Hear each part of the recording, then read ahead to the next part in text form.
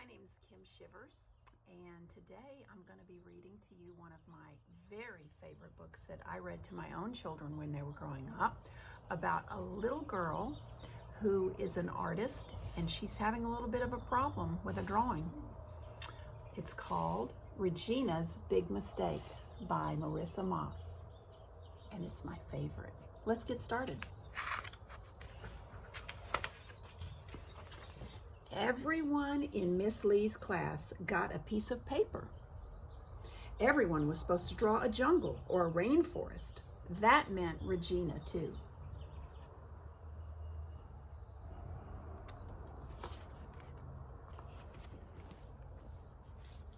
Regina stared at the big blank piece of paper in front of her.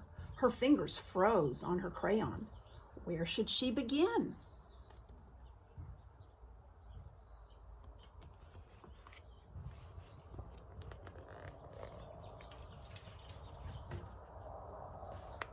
Stuart had already drawn two trees thick with leaves. Natalie was concentrating on a fierce lion. All around Regina, jungles sprouted up, but her paper stayed blank. "What are you making?" joked Joshua. "An invisible jungle? Ha!" So here's Regina's paper, and here's the other kids in her class. He's not being very nice, is he?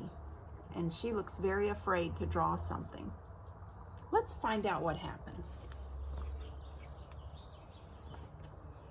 Regina blushed. She hunched over her paper and lightly touched it with the tip of her crayon. She started to draw a jungle flower. She drew one petal, then another, but the second petal was bigger than the first one. Uh-oh.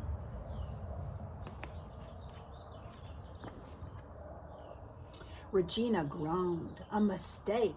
She tried to erase the second petal, but crayon doesn't erase. And she tore the paper instead. She crumpled it up quickly before anyone could see her ugly mistake. Can you see? She looks upset. "What happened to your drawing?" asked Mrs. Lee, the teacher. "I made a mistake," Regina mumbled. "Well, try to draw around it next time," said Miss Lee. "You're wasting paper."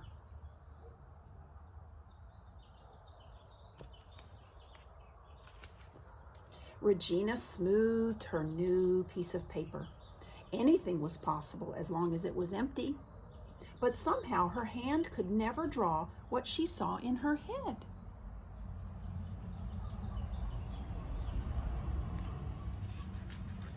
Stuart's jungle was almost finished, full of strange, ripe fruits and colorful birds. Natalie's lion stalked an antelope. Regina wanted to cry. She could never draw anything so beautiful.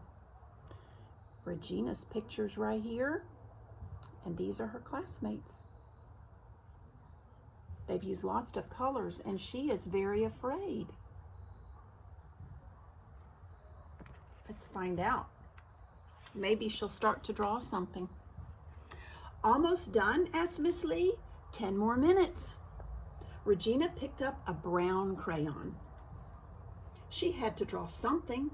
Carefully, she started to draw a tree, just like Stuart's. "Hey, don't copy me," he growled. "I'm not," said Regina, and she quickly drew 3 big branches on her tree. But those heavy branches made her tree look funny.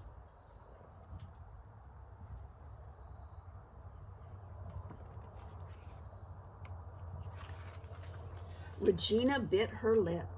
Was this another mistake? Could she draw around it like Miss Lee asked? She looked again at the jungles growing around her. "It's not a mistake. I can fix it," muttered Regina. She started to draw a lion under the tree.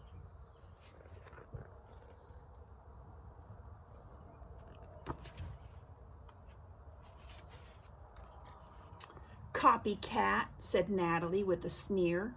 "I am not," Regina gulped. "My lion is different from yours," and she quickly drew a tongue hanging out of the lion's mouth.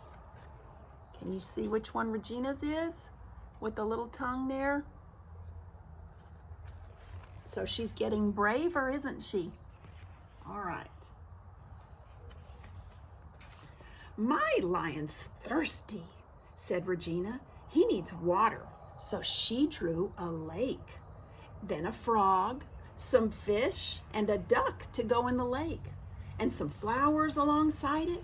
The jungle grew and grew until it filled the whole paper. Look at that. She's starting to get excited about drawing.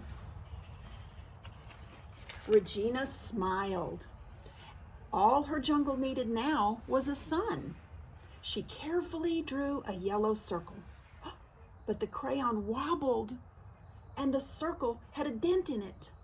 I've ruined it, she cried, just when it was getting good. No more paper, warned Miss Lee. You'll have to make the best of it. Yeah, joked Joshua, just pretend it's a very lumpy banana.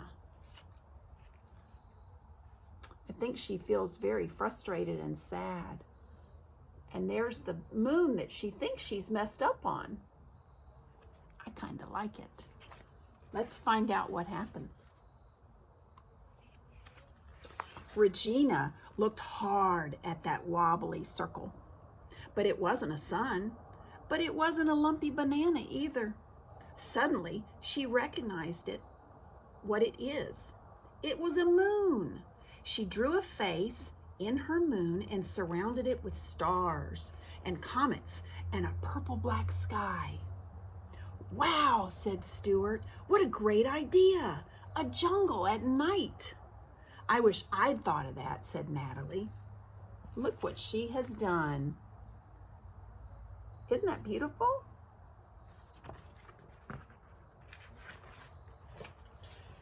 Mrs. Lee tacked all the pictures up on the wall.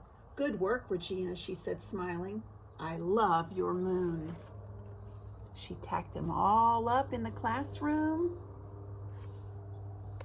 Can you see which one Regina's is from all these pictures?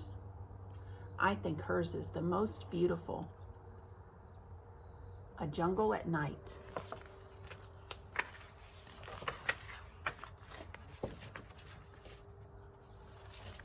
The jungle glowed with their big bright colors. Each one was different. Each one was beautiful. And even with all her mistakes, Regina thought hers was perfect. I do too. Regina worked around her mistakes, didn't she? And that's why I like this book so much. So if you're an artist and you're drawing something and you make a little bit of a mistake, next time try to work around that mistake, and you never know, you could get really creative like Regina, and you could end up drawing something beautiful like this jungle at night. All right, the end. I enjoyed reading to you. I hope you have a very good evening. Bye-bye.